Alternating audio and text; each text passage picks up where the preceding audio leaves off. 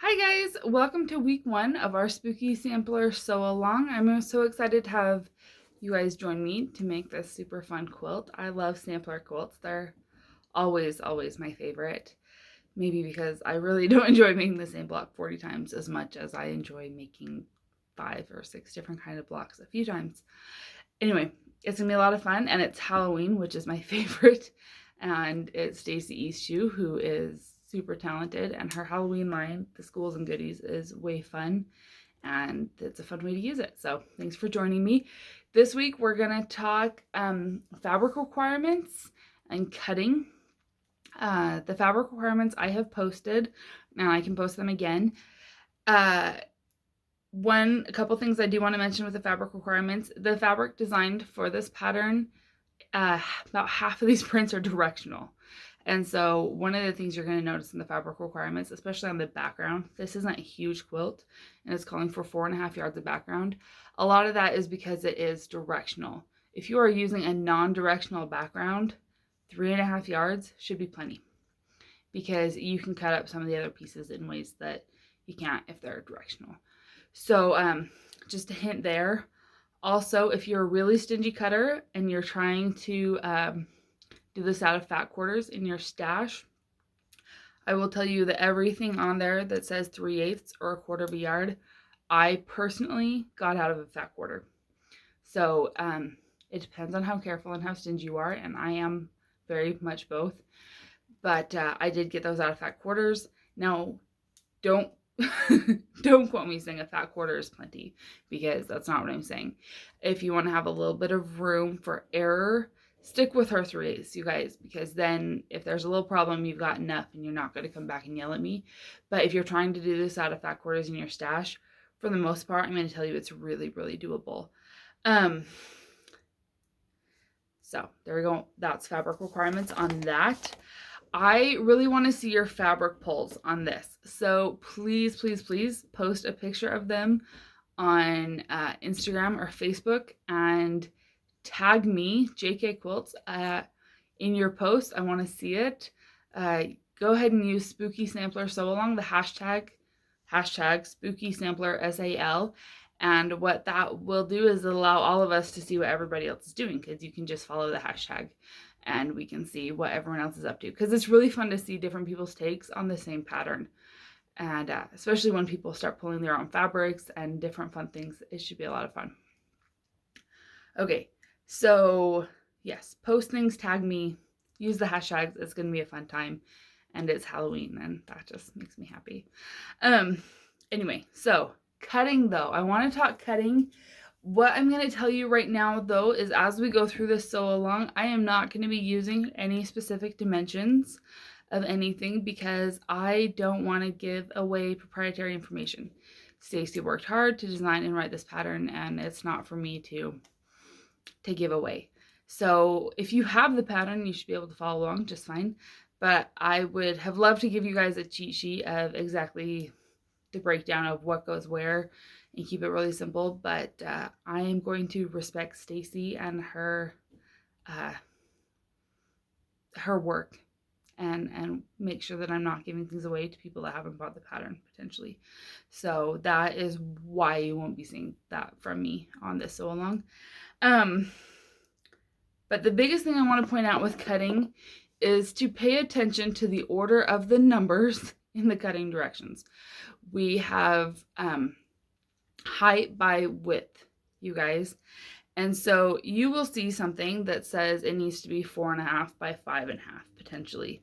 And what that means is 4.5 inches tall, the height, and 5.5 inches wide. Okay, if you are using a non-directional print, that can go any direction you want. If you are using a directional print, you really have to follow that. It has to stay exactly the way that it's written, and that's what those numbers mean. So I want you just to know that the first number is the height. So that if you're cutting the width of fabric strip to get to that, that's the width of fabric that you're cutting.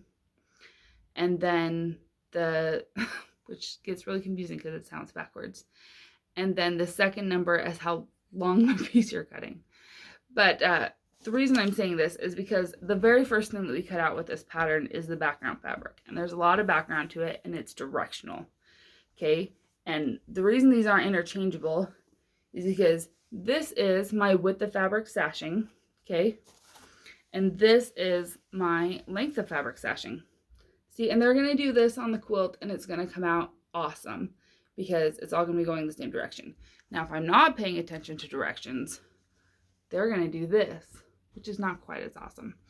And she's paid really close attention to this, you guys, and everything is directional. Like even your corner little rectangles on the jack-o'-lanterns, they are written in the right direction to cut them the right way.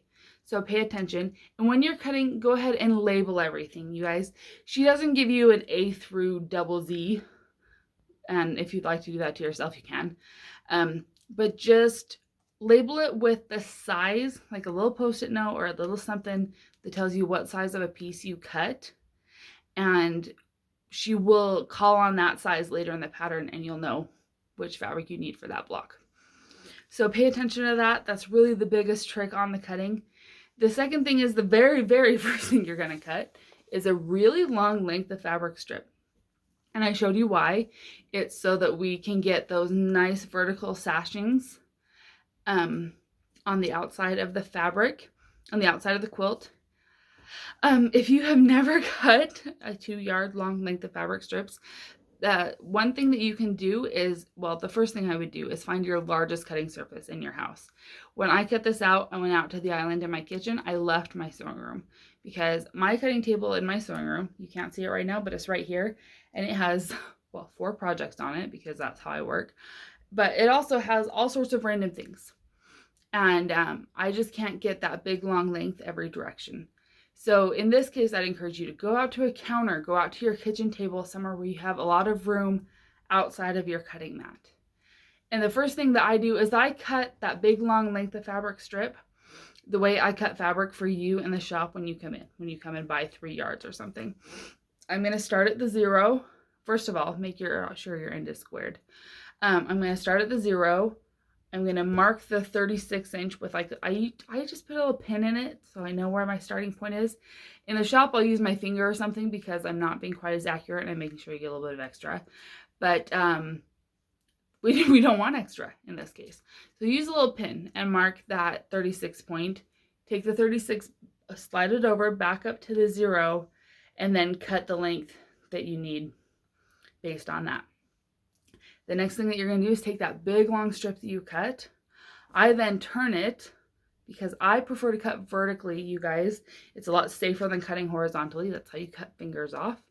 I will then turn it and I will square off the edge. And you can square it off the fold if you want to. I prefer to square it off the selvage because then I have this huge other piece to work with for the rest of my cutting, and I cut a lot more out of that.